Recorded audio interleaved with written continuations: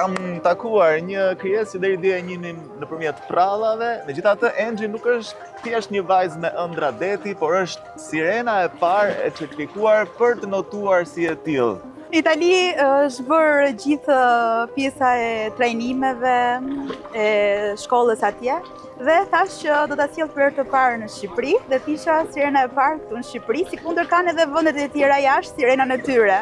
Megjithatë ti Angie nuk je thjesht, ose kjo është fokusi jot momental, por ke patur aventura në jetë që nga fluturimet në lartësi deri tek zhytjet në thellësi. Më trego pak për këto dëshirat të tuat, për këtë natyrën tënde aventuriere.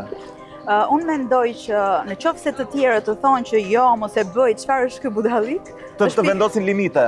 Është pikërisht ajo gjë që duhet bësh.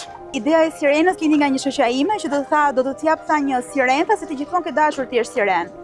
Dhe unë e kisha harruar pikërisht të gjë. Thash, po sirena ku shkoi ëndra ime për të bërë një sirenë?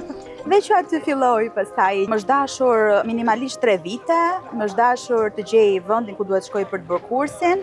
Sigurisht nuk ka qenë e vështirë, se ndërkohë unë jetën reale jam një ekonomiste financiere, dhe nga financiere në një sirenë është pak kalim i vështirë, nuk është aq i lehtë. E ke menduar që mund ta shndrosh në një profesion të marrësh të ardhura nga Sigurisht, si vjet kam vendosur marmeding, se kështu i thon apo jo?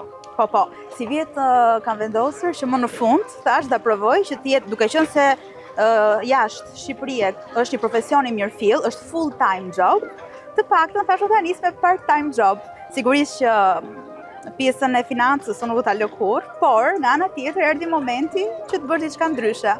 Angie, kjo është era jota e parë që po e publikon për publikun e gjerë.